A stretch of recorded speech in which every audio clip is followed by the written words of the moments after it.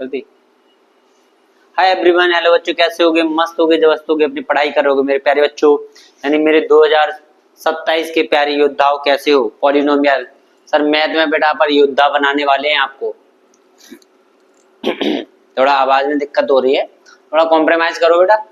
Compromise ही तो बेटा success की जननी होती है, समझ में आ रहा है ना?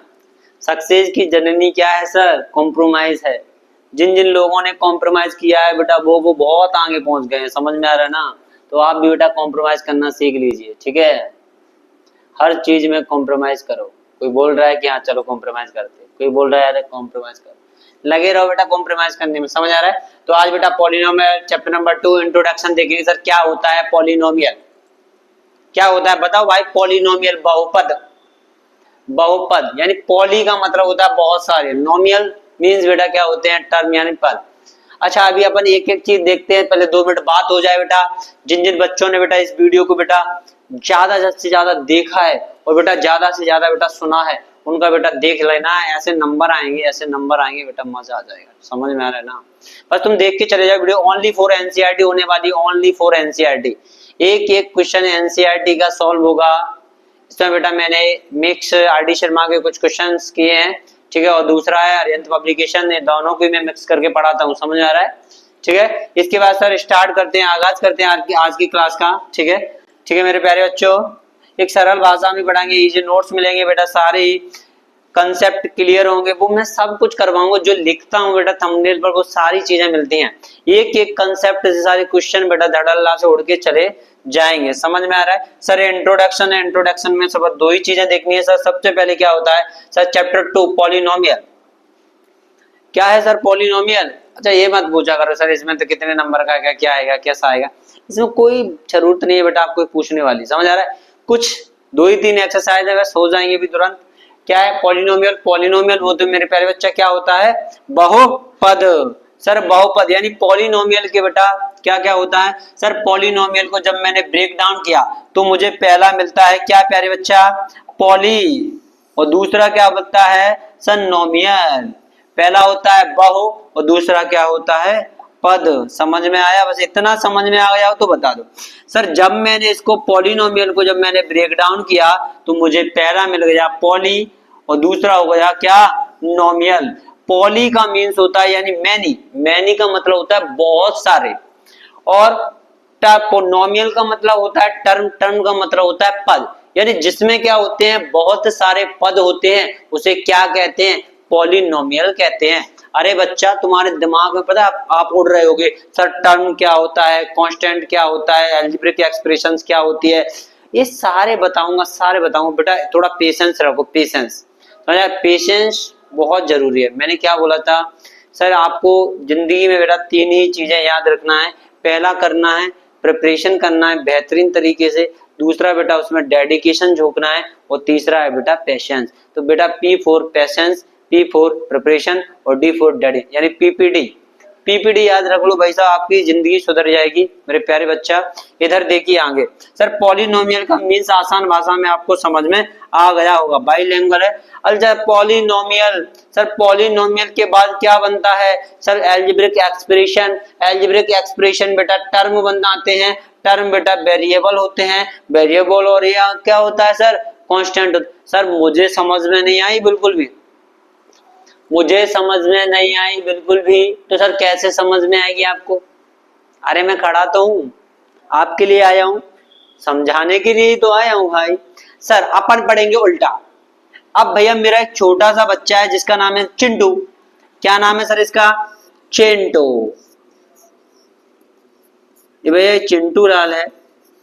ये चिंटू लाल क्या है सर? रो रहा है, बहुत ज्यादा उदास है। क्यों रो रहा है? क्योंकि भैया इसको वेरिएबल्स नहीं पता, और दूसरा क्या होता है? कांस्टेंट, यानी ये कांस्टेंट पर भी बेटा रो रहा है। ये चिंटू दोनों ही जगह रो रहा है। ये कह रहा है भैया बताओ ना क्या होता है। तो मैंने बोला सर ये टर्म जो होते हैं यानी वेरिएबल एंड कांस्टेंट। जब बेटा variable and constant, sir variable को क्या बोला जाता है सर? इसको बोला जाता है चर, ठीक है, क्या बोलते हैं? चर। यहाँ पर कांस्टेंट को भी क्या बोला जाता है? अचर, या बेटा क्या बोलते हैं? स्थिर। बेटा कोई दिक्कत है क्या?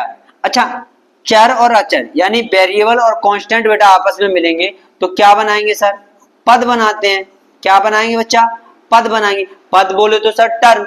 अब चिंटू समझ में आ रहा है ना, वो कह रहा है sir variables and the constant, जब दोनों ही मिलेंगे तो क्या बनाएंगे सर, टर्म बनाते हैं। सर कोई दिक्कत नहीं है, इतना तो मुझे परफेक्टली समझ में आ गया। अच्छा सर तो बताओ जब बहुत सारे टर्म मिल जाएंगे तो क्या बनाएंगे सर, अलजेब्रिक एक्सप्रेशंस बनाएंगे। क्या बनाएंगे बच्चा, अलजेब्रिक एक्सप्रेशंस बनाएंगे। हाँ सर समझ में आ गया कि ये अलजेब्रिक एक्सप्रेशंस कैसे बनते हैं।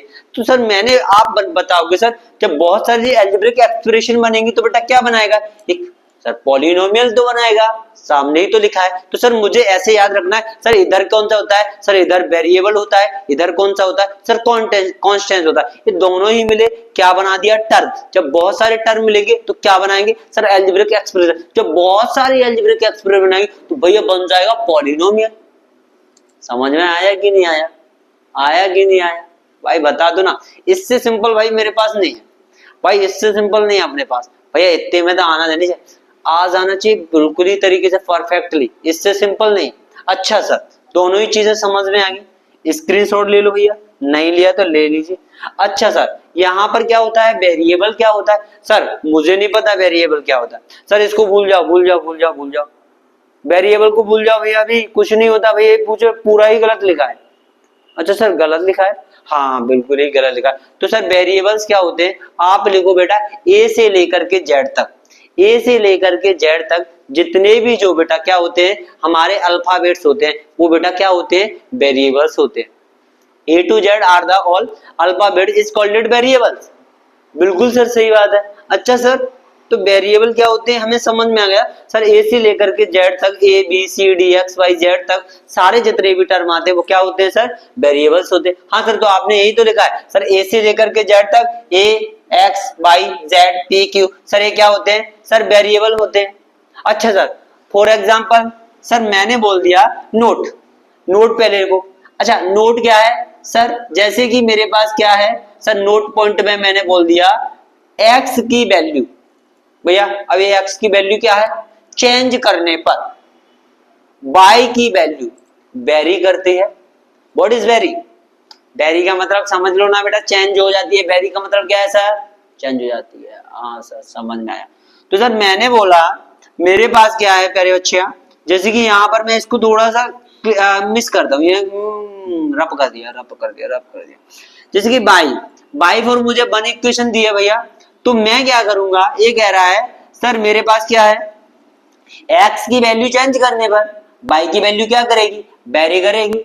इधर देखिए भाई साहब, जैसे कि मेरे पास बाई है तो मैं बोल रहा हूं सर, यहाँ पर चिंटू ने बोला कि भैया मुझे एक्स बराबर क्या लेना है सर, 1 लेना है, तो बाई की वैल्यू हमेशा वेरी करनी चाहिए। सर बाई बराबर क्या हो जाएगा, इधर क्या है 3 इंटू क्या हो जाएगा 1 प्लस का 7। तो यहाँ पर बच्चा बताओ बाई की वैल्यू वेरी करेगी नहीं, 3 1 जा 3 और 3 और 7 कितना हो जाएगा सर, 10 हो गया। अरे सर आपने एक ही क्यों लिया। अच्छा सर आप बोल रहे हो सर मैं दूसरी यही क्वेश्चन ले लेता हूँ, बाई बराबर यहाँ पर क्या है 3x प्लस का क्या है 7, यानी सेम इक्वेशन है मेरी, कौन सी है sir, same equation, same equation है। अरे एक वीडियो बनाना, ऐसे मैं पढ़ा रहा हूँ तो अपनी कौन से, जैसे मैं पढ़ा रहा हूँ ये आना चाहिए, ठीक है।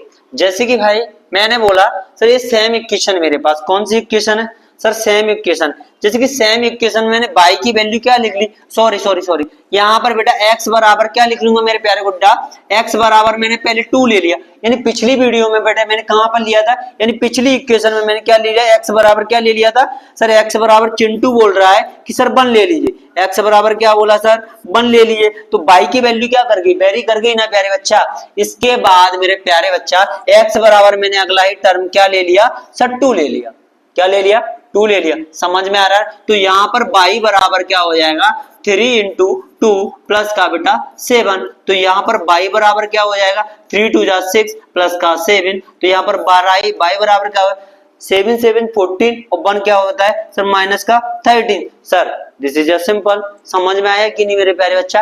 अच्छा, ये चीजें कुछ इस तरीके से निकल के आती है। अच्छा, एक और देख लो। अब चिंटू ने फिर से बोला नहीं सर मुझे समझ में नहीं आया। तो सर ये y की वैल्यू क्या हो रही है? पहले कितनी मिली थी सर? y बराबर पहले 10 मिली थी, अब कितनी y बराबर कितनी मिल रही है सर? 13 मिल रही है। अगली वैल्यू फिर से वेरी करेगी। पैरागोडा क्या करेगी? अगली वैल्यू फिर से वेरी करेगी। सर जैसे कि मैंने बोलता हूं सर x बराबर मैंने बोल दिया सर 3 ले लिया, तो x की जगह पे यहां पर बेटा क्या कर दूंगा? वैल्यू पुट कर दूंगा 3। x की वैल्यू मैंने 3 पुट कर दी भाई। चलो, आपको समझ में नहीं आ रहा? नहीं आ रहा, चलो यहां समझा देता हूं भाई। अच्छा, ये दिख रहा है ना, कलर तो दिख रहा है। जैसे कि मैंने भैया यही इक्वेशन ले ली, तो y बराबर क्या हो गया? 3x प्लस का 7। तो y बराबर प्यारे बच्चा क्या हो जाएगा? 3 इंटू एक्स की जगह पे क्या करेंगे? 3 प्लस का क्या हो जाएगा? 7। तो y बराबर क्या हो गया? 3 3 जा 9 प्लस का 7, तो y बराबर क्या हो गया बेटा? 60। O sir this is a right answer and the y बराबर बेटा क्या हो रहा है सर? 16 हो गया है।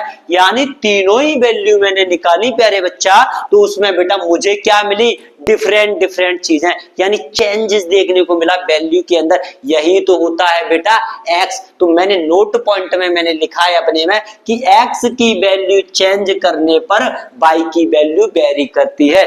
सुनिए मेरे प्यारे बच्चा, मैंने बोला सर यहाँ पर 10 था, तब मैंने x बराबर बेटा क्या लिया था? 1 लिया, तब मुझे क्या मिल रहा है? 10। जब x यहाँ पर 2 ले रहा हूँ x बराबर, यानी x बराबर में क्या ले रहा हूँ प्यारे बच्चा? x बराबर मैंने 2 लिया, तब मुझे क्या मिल रहा है? 13 मिल रहा है। तो जब बेटा मैं x बराबर क्या ले रहा हूँ सर? x बराबर जब मैंने 3 लिया है, तो मुझे क्या मिल रहा है सर? 16 मिल रहा है। This is a right concept are the very. समझ में आ रहा है ना सर? x की वैल्यू चेंज करने पर y की वैल्यू हमेशा क्या करती है? वेरी करती है। समझ में आया कि नहीं? बताओ, आया समझ में? रुको 1 मिनट रुक जाओ, 1 मिनट रुक जाओ।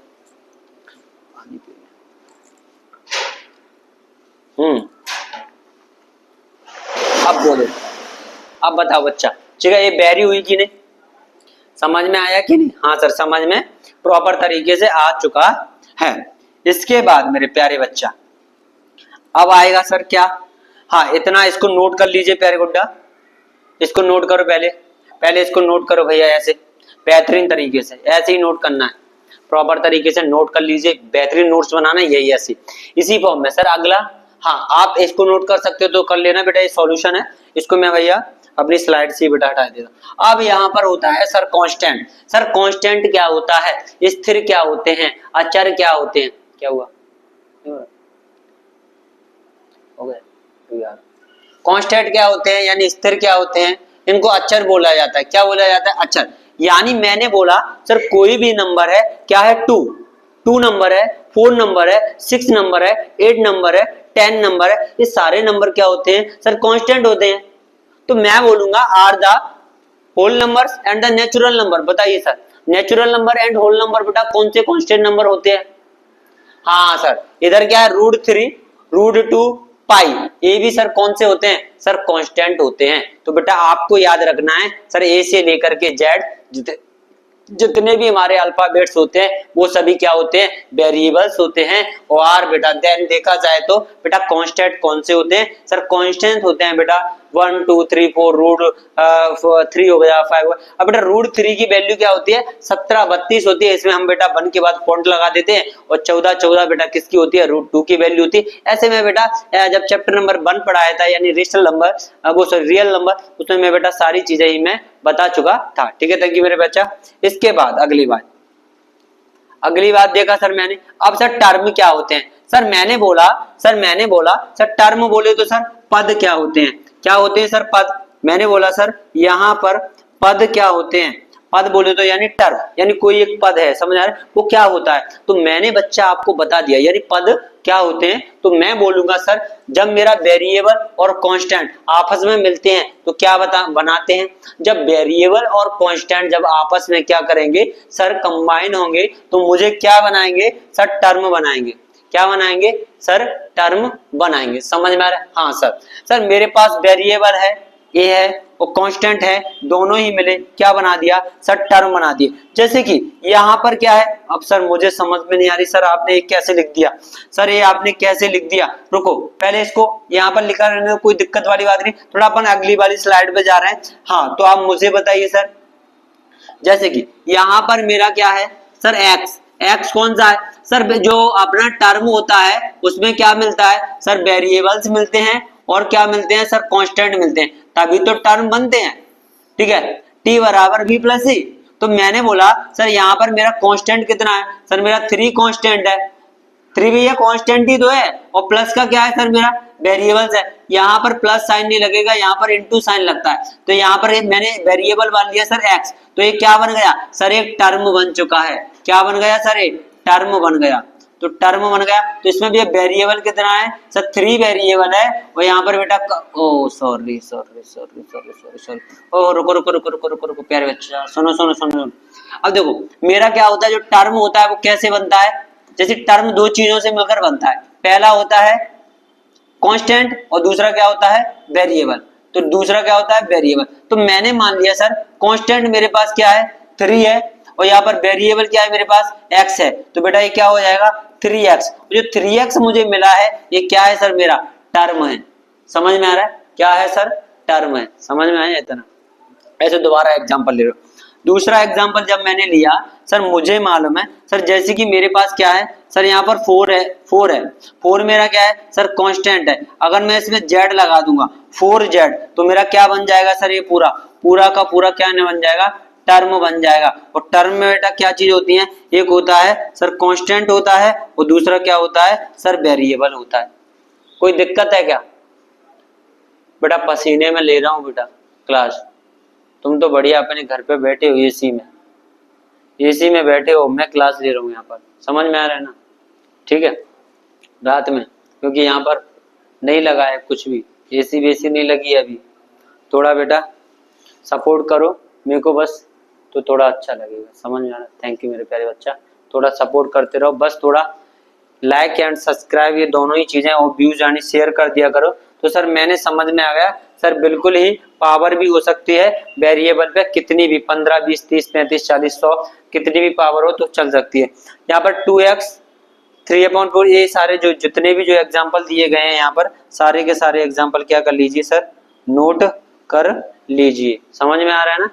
ओके क्लियर हुआ, क्लियर हुआ, अच्छा ठीक है चलो इधर देखो। अब इसके बाद अगला देखना है सर, यहाँ सर ये वाला देखो सर, यहाँ दिख रहा है सर एल्जेब्रिक एक्सप्रेशन क्या होती है, क्या होती है सर एल्जेब्रिक एक्सप्रेशन।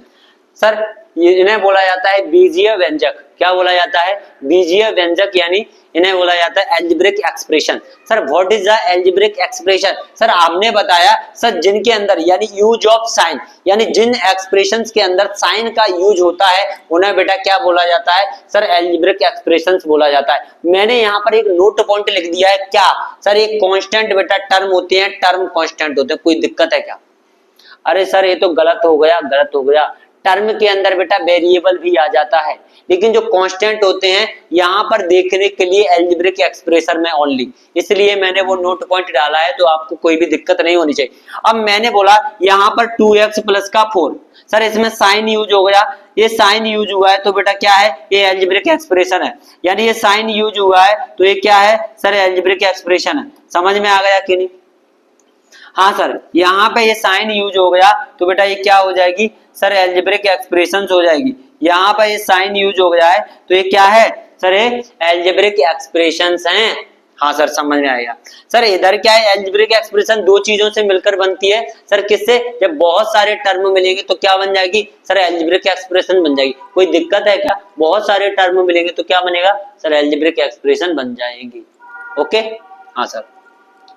इसके बाद सर मैंने 2x प्लस का 4 ले लिया, ठीक है सर, इसमें 4 क्या है मेरा टर्म हो गया, आगे बेटा 2x क्या है सर टर्म हो गया। सर वेरिएबल क्या है, वेरिएबल क्या है सर 1 वेरिएबल है 2 टर्म है, और इसमें बेटा ये क्या है एल्जेब्रिक एक्सप्रेशन है। समझ में आया, आया समझ में कि नहीं आ रहा, आ तो रहा होगा समझ में प्यारे बच्चा, आ रहा है कि नहीं। ओके चलो इसका स्क्रीनशॉट ले लो, इसके बाद सर जो अगला आता है मेरा, ठीक है, अगला जो आया तो मैंने इसमें कुछ क्वेश्चंस डाल के रखे हैं। जैसे कि सर यहाँ पर आता है तो यहाँ पर मैं बोल दूंगा सर, जैसे कि पहला क्वेश्चंस भी है तो यहाँ पर भी है सर, यहाँ पे सुनिए, ठीक है। यहाँ अब मैंने पूछा बच्चे आपसे कि 3x प्लस का 2 क्या है, 3x प्लस का 2। सर इसमें टर्म बताइए। सर अभी तो बता के आया हूं, सर अभी तो बता के आया हूं। सर इसमें कितने टर्म है? सर एक टर्म तो सर आपको नहीं दिख रहा, सर मुझे तो दिख रहा है। एक टर्म ये हो गया, एक टर्म ये हो गया, तो इसमें टर्म बेटा कितने हो जाएंगे? सर 2 टर्म हो जाएंगे। सर ये अलजेब्रिक एक्सप्रेशन है? हाँ सर, जब भी प्लस माइनस साइन और इनटू और डिवाइड का साइन दिखता है तो इसमें साइन दिख रहा है तो ये अलजेब्रिक एक्सप्रेशन है सर, बिल्कुल सही बात है। हाँ सर, इसके बाद सर दूसरा मैंने क्वेश्चन दिया सर 8/3 x की पावर 3 माइनस 16 की power square plus 3x minus 1 plus का 4। मैंने बोल दिया कि सर ये अलजेब्रिक एक्सप्रेशन है क्या? ये अलजेब्रिक एक्सप्रेशन है? तो मैंने बोला क्या सर ये अलजेब्रिक एक्सप्रेशन है? बताइए बेटा, बताइए। हाँ, इसको बेटा आप देखोगे सर अलजेब्रिक एक्सप्रेशन, लेकिन मैंने बोला नोट पॉइंट में, यहाँ पर नोट, ये बेटा क्या है? Reason algebraic, exponent is the variable is the negative. इसमें बेटा जो एक्सपोनेंट पावर है वो बेटा किसकी है? सर नेगेटिव है। तो मैंने क्या बोला सर, जब भी वेरिएबल होता है तो वेरिएबल पर नेगेटिव पावर नहीं होनी चाहिए। सर जब वेरिएबल पर नेगेटिव पावर नहीं होती है तो बेटा ये अलजेब्रिक एक्सप्रेशन नहीं होती है, और जब अलजेब्रिक एक्सप्रेशन नहीं होती है तो बेटा ये पॉलिनोमियल नहीं होगा। क्या नहीं होगा सर? ये भी पॉलिनोमियल नहीं होगा। तो बताओ मुझे, क्या वो पॉलिनोमियल होगा, वो अलजेब्रिक एक्सप्रेशन होगी? हाँ सर, थोड़ा थोड़ा लग रहा है, क्या पॉलिनोमियल अलजेब्रिक एक्सप्रेशन होगी? अभी देखता हूं ना। सर मैंने बोला पहले तो इसमें मुझे टर्म बता दीजिए सर, टर्म कितने? तो भैया क्या आप टर्म फाइंड कर सकते हो क्या? टर्म फाइंड करोगे क्या बच्चा, ये बताओ। इस क्वेश्चन को थोड़ा देख के आना, अच्छा क्वेश्चन है, देखना है बेटा। इसको क्या करना है? देखना है, घर से देख कर आना है। समझ में आ रहा है प्यारे बच्चा? ये वाला, ठीक है। आज जो क्लासेस है इंट्रोडक्शन की यहीं तक रहेगी। कल अपन बेटा थोड़ा और क्वेश्चन करेंगे और सीधा अपन पॉलिनोमियल की ओर रन करेंगे। कल अपन स्टार्ट करेंगे पॉलिनोमियल। आज ये 15 मिनट की क्लास या 20 मिनट की क्लास, जो भी टाइमिंग्स रहा होगा वो बेटा यहीं तक रहेगी। और बेटा ये वीडियो बेटा ज्यादा से ज्यादा बच्चों को क्या कर दीजिए? शेयर कर दीजिए। मेरे थैंक यू मेरे प्यारे बच्चों, 10th क्लास के योद्धाओं। इस बार बेटा अपन नया जश्न बनाएंगे और बेटा उस पर लिखा होगा ये है हमारे योद्धा हैं। समझ में आ रहा है प्यारे बच्चा? ये हमारे कौन से योद्धा? Thank you all of you मेरे प्यारे बच्चों, इतना प्यार दिखाने के लिए।